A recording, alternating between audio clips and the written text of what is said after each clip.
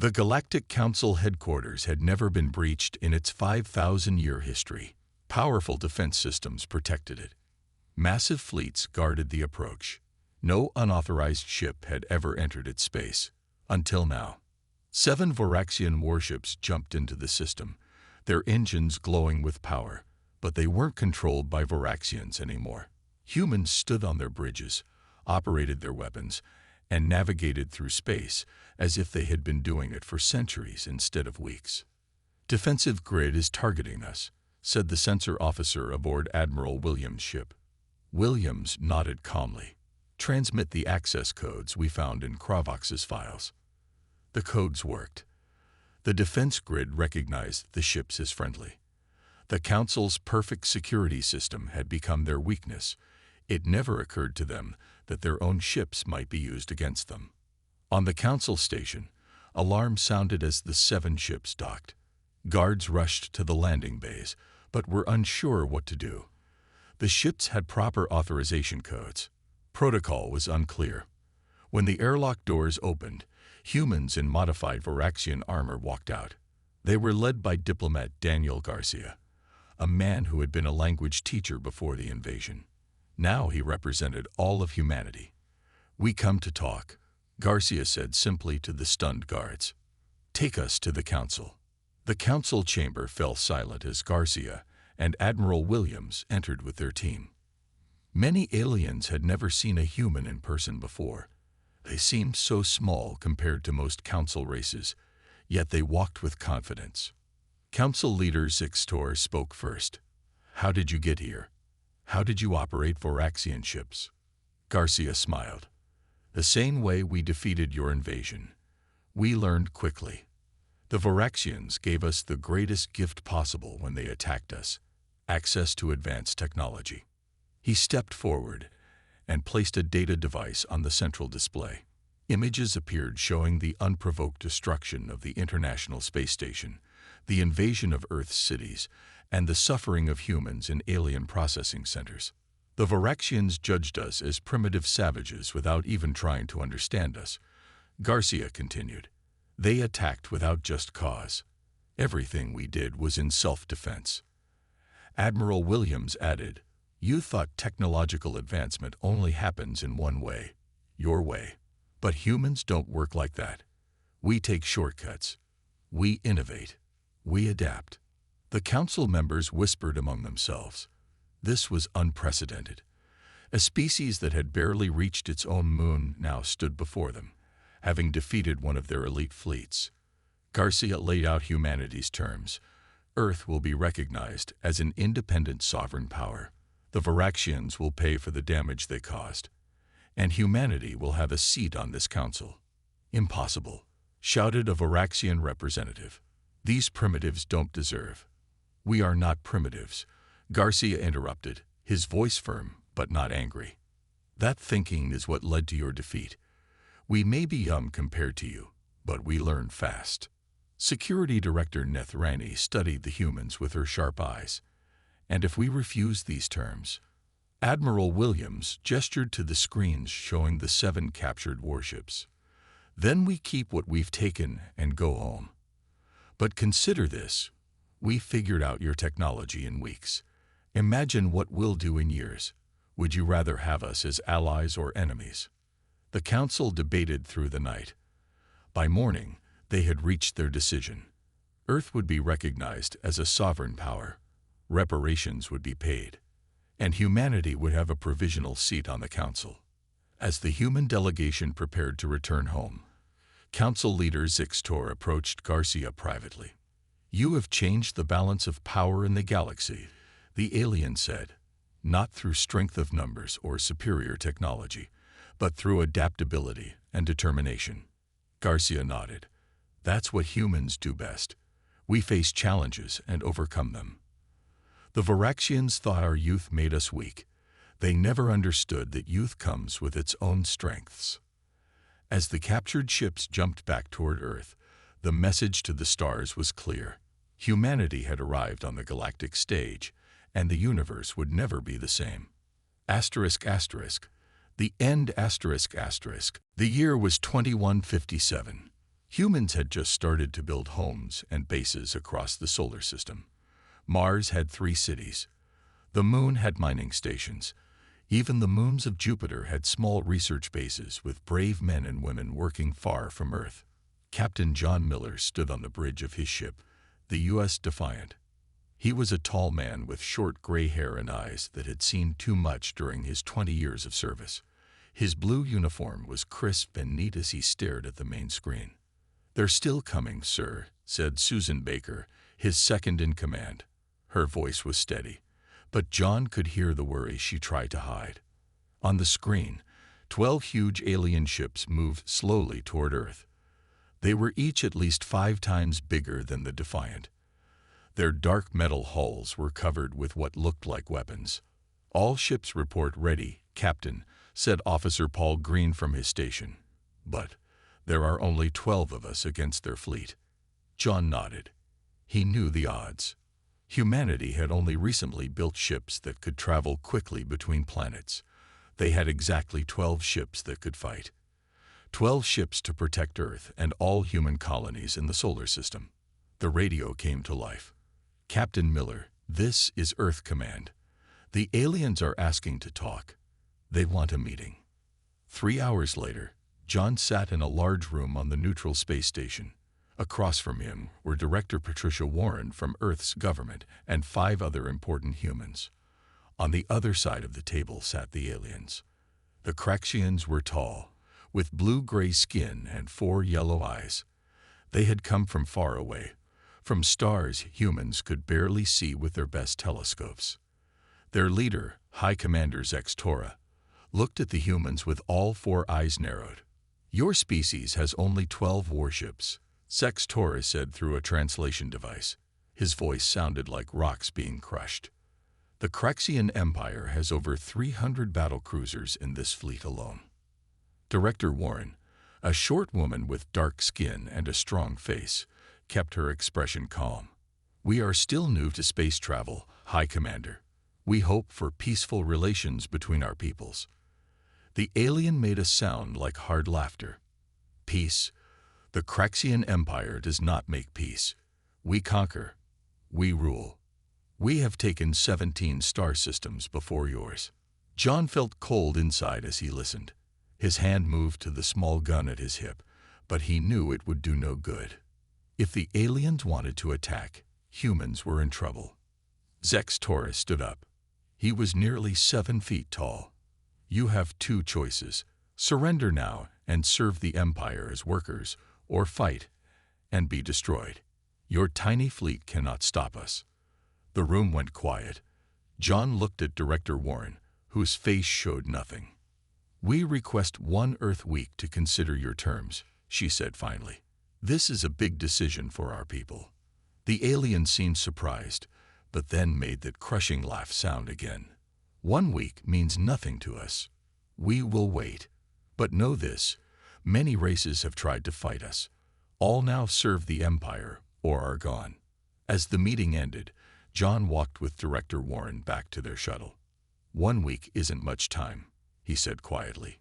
Warren looked at him with a small smile that confused John. "It's all the time we need, Captain.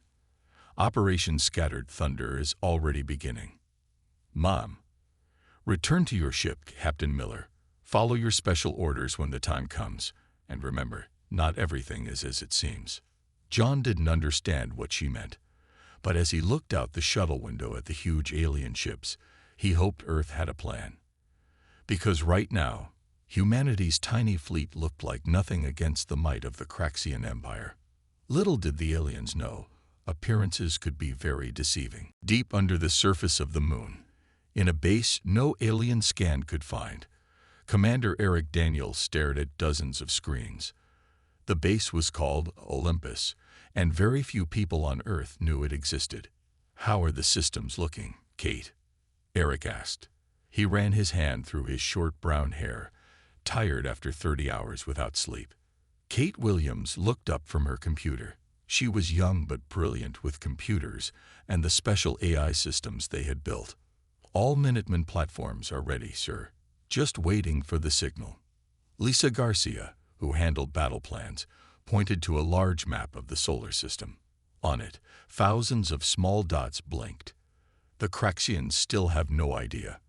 Their scans show only space rocks and junk. Eric smiled for the first time in days. Good.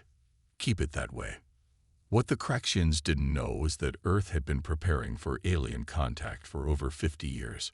World leaders had worked together in secret on Project Minuteman, hiding thousands of weapon platforms disguised as asteroids, old satellites, and space junk throughout the solar system. The Craxians come from a world where showing strength is everything, Eric explained to his team. They display all their weapons openly because in their culture, hiding strength is seen as weakness. They cannot imagine that we would think differently. Frank Adams, who had helped build many of the hidden weapons, laughed.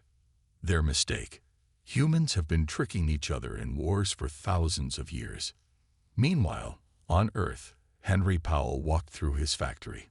For 15 years, his company had made parts for weather satellites and research probes. Only yesterday did he learn the truth, that his factory had been making parts for deadly space weapons. I still can't believe it, he told his wife Samantha as they drove home. Samantha worked in a lab that made special computer chips. All these years, we've been building a secret fleet, and nobody knew. Samantha reached for his hand. My team thought we were making better computers. Instead, we made targeting systems that can hit a coin from 1,000,000 miles away. Do you think it will be enough? Henry asked. The aliens have so many ships. I hope so, Samantha said quietly. For all our sakes. Back on the U.S. Defiant, Captain John Miller received a special message. It was coded and came through a secret channel. As he read it, his worried face changed to one of determination. New orders, Susan, he told his second-in-command. When the Craxians attack, we put up a good fight, but eventually retreat toward these coordinates. He showed her a map with several points marked. Susan looked confused. Sir, those positions put us at a disadvantage. That's what the Craxians will think too, John said with a small smile. Trust me, we're part of something much bigger than our 12 ships. In the Craxian fleet, High Commander Zex Torah watched the humans with all 4 eyes. His scientists had scanned the solar system carefully. They found mining stations, small colonies, and just 12 military ships. Pathetic, he told his officers. They have had 1,000 years less than us to develop space travel. Their technology is simple. Their fleet is tiny. His second-in-command bowed low. Should we attack now, High Commander? Why wait the full Earth week they requested? Zex Torah made a gesture with his long fingers.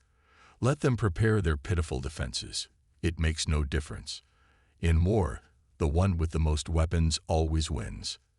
He didn't know that all around his fleet, disguised as harmless space debris, thousands of Earth's weapons silently waited for the signal to wake up.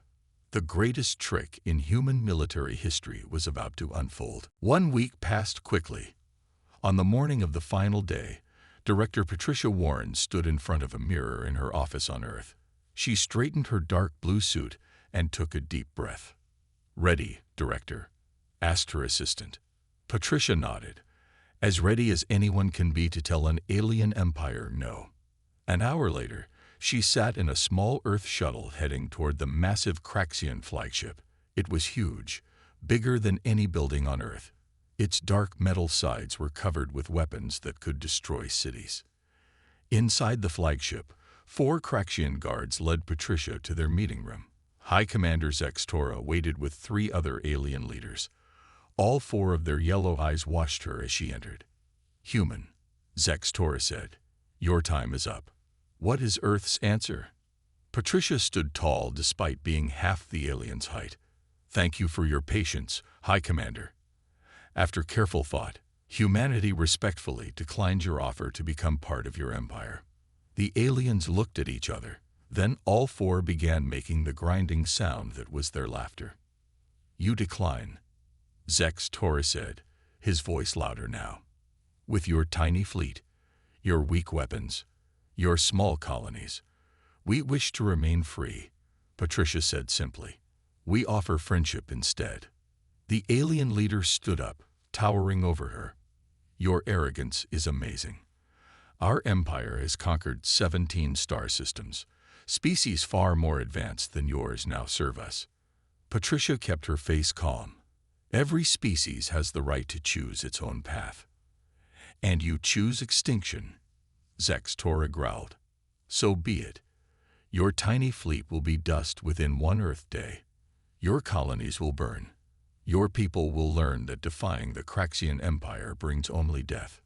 Patricia bowed slightly. "If that is your choice, we will defend ourselves as best we can." As the guards led her back to her shuttle, Patricia reached into her pocket. She pressed a small button on a device hidden there. The device sent a simple signal that human systems throughout the solar system were waiting for. The signal that meant, "Start Operation Scattered Thunder." On the moon, in the secret Olympus base, Commander Eric Daniels saw a light turn green on his control panel. "Signal received," Lisa Garcia announced. "Director Warren has given the go-ahead." Eric took a deep breath and looked at his team. "This is it, people. Commence Operation Scattered Thunder." Kate Williams typed quickly on her keyboard, sending wake-up codes to all Minuteman platforms now. Throughout the solar system, thousands of objects that looked like simple space rocks, old satellites, and junk began to change. Inside each one, computers woke up. Weapons powered on. Engines that had been silent for years prepared to move. Back on her shuttle, Patricia looked out the window at the huge alien ships. Soon, they would attack Earth's small fleet. The aliens thought it would be an easy victory. They were wrong. On the U.S. Defiant, Captain John Miller received the coded message. "Scattered Thunder is active. All crew to battle stations," he ordered. "Susan, tell the fleet to form up exactly as planned." "The other captains think we're being set up to lose," Susan said quietly. John smiled. "They only know part of the plan. Trust me, the Craxians are about to get the surprise of their lives." In the Craxian flagship, Zextora watched the human shuttle return to Earth. "Begin the attack," he ordered. "Show these primitive humans what real power looks like." 300 massive Craxian ships began to move toward Earth, their weapons powered up, ready to destroy humanity's tiny fleet of just 12 ships. They had no idea they were flying into the largest trap ever set in space. The 12 ships of Earth's fleet formed a line in space. They looked small and weak compared to the massive Craxian warships approaching them. Captain John Miller stood on the bridge of the U.S. Defiant, watching the enemy fleet grow larger on the main screen. "All weapons ready, Captain," said Officer Paul Green. "Though I don't see how we can stop even one of their ships." "We're not trying to stop them all," John replied calmly. "Just follow the plan. Make it look good." The first Craxian shots flashed across space. 2 human ships took hits, their shields flaring bright blue. "Return fire," John ordered, "but aim to disable, not destroy. And Susan, make sure our shields stay at exactly 60% power." Susan Baker looked confused. "Sir, that's not full protection." "I know," John said with a small smile, "but it's exactly what we need." The Earth ships fired back. Their smaller weapons seemed to barely scratch the Craxian vessels. After 10 minutes of fighting, 3 human ships appeared damaged, drifting away from the battle. "The Columbus and the Gagarin are falling back as planned, Captain," Susan reported. "Good. Now it's our turn to retreat," John ordered. "Plot course to coordinates Alpha 7. Make it look like we're running away." The Defiant turned and moved away from Earth as if trying to escape. 5 other human ships followed. The Craxians, seeing what looked like an easy victory, followed them deeper into the solar system. "They're taking the bait," John said quietly. "Heading right where we want them." In the hidden lunar base, Commander Eric Daniels watched the battle on his screens. The dots representing the Craxian fleet were moving exactly as planned. "They've crossed into Zone 1, Lisa Garcia announced. "All Minuteman platforms in that sector are in position." Eric nodded. "Execute Phase 1, Kate Williams pressed a series of buttons, activating First Wave now. In the space behind the Craxian fleet, hundreds of objects that had looked like simple asteroids suddenly changed. Tiny engines fired, moving them into new positions. Weapon systems that had been hidden inside came to life. On the Craxian flagship, an alarm sounded. "High Commander," a Craxian officer called out. "Something strange is happening." Before Zextora could reply, the first wave of hidden human weapons fired. Hundreds of powerful energy beams hit the rear ships of the Craxian fleet. The aliens had not raised their rear shields, believing there was no threat behind them. 3 Craxian ships lost power immediately. 5 more spun out of control as their engines were damaged. "What is happening?" Zextora roared. "Where is this attack coming from?"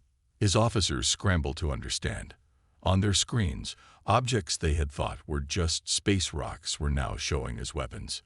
"Impossible," the tactical officer cried. "These readings show weapons all around us." In his office on Earth, Henry Powell watched the battle on a special screen with his wife Samantha. They could see what the Craxians were just discovering, that hundreds of the weapons Henry's factory had built were now attacking the alien fleet. "It's working," Samantha whispered. "All those years of secret work." On the main news channel, reporter Nancy Clark was live on air, her voice excited. "Breaking news. What appears to be hidden Earth defense systems are engaging the alien fleet. The government has just announced the existence of Project Minuteman, thousands of concealed weapons that have protected our solar system for years." Across Earth, people watched in amazement as the truth was finally revealed. Back on the Defiant, Captain John Miller smiled as his ship suddenly reversed course. "All ships, power up all hidden weapons systems," he ordered. "Show the Craxians what humanity's fleet can really do." The 12 small Earth ships suddenly transformed. Hidden weapon ports opened. Extra engines fired. They were far more powerful than they had appeared. The trap was springing shut, and the mighty Craxian fleet found itself caught in the middle. Chaos erupted on the bridge of the Craxian flagship. Reports of attacks came from all directions as more and more hidden human weapons revealed themselves. High Commander Zextora's 4 yellow eyes widened in shock. "How is this possible?" he roared, smashing his fist on a control panel. "Where are all these weapons coming from?" His tactical officer, shaking with fear, pointed at the updated scans. "High Commander, we are detecting thousands of combat platforms throughout the system. They were disguised as asteroids and space junk.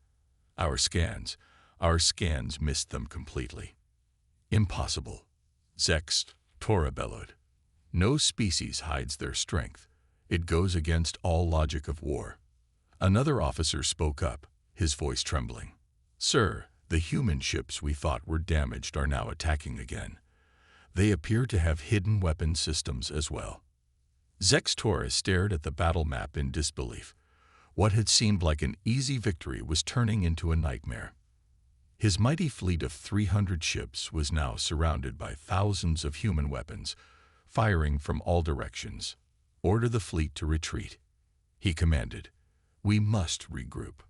But it was too late. The trap had been carefully planned for years. On Earth, millions of people watched their screens in amazement. What they had believed were simple weather satellites suddenly changed, revealing weapon systems hidden inside. All across the night sky, the battle lit up the darkness with flashes of light. Nancy Clark, the reporter, stood on a rooftop in New York City with her camera crew, broadcasting live as the sky filled with distant explosions. "This is truly historic," she said into her microphone. "For decades, we believed our space program was moving slowly. We complained about paying taxes for what seemed like few results.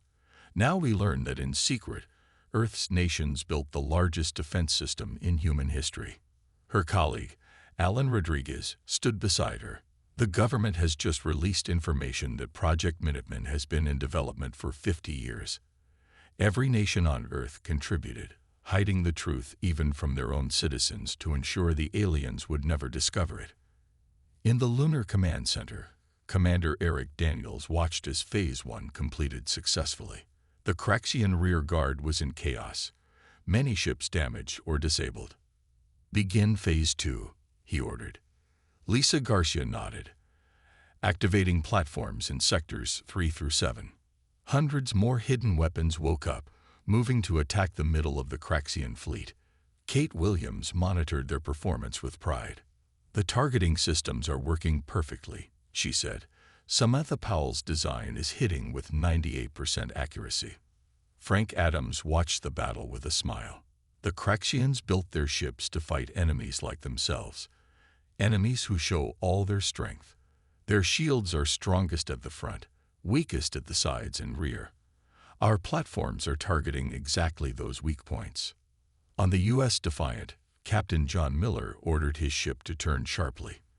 The outside panels of the ship suddenly dropped away, revealing twice as many weapons as before.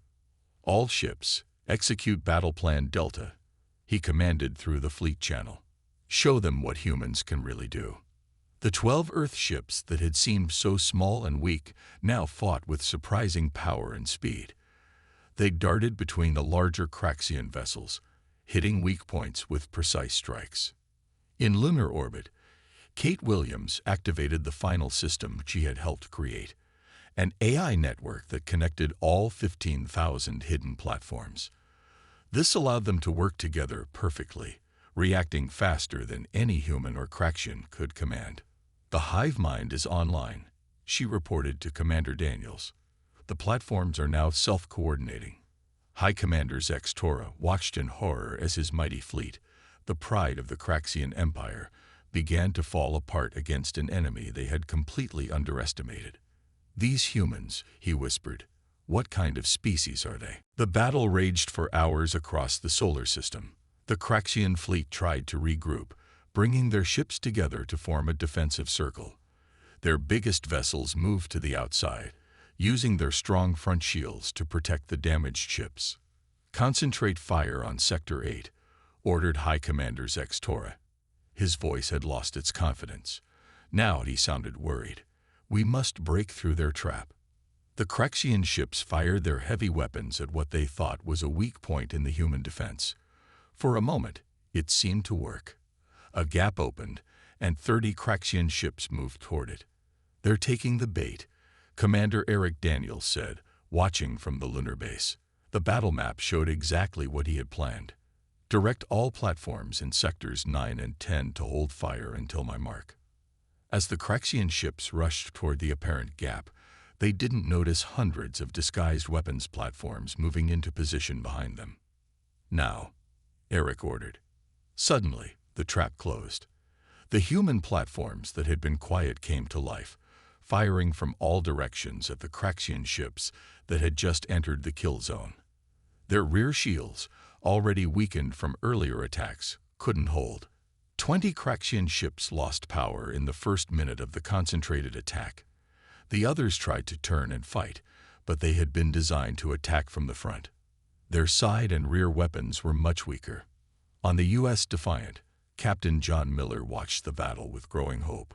"All ships, move to position Beta. Let's help finish this group." Earth's 12 warships, now fully transformed with all their hidden weapons active, moved in perfect formation. They were smaller than the Craxian ships, but much faster.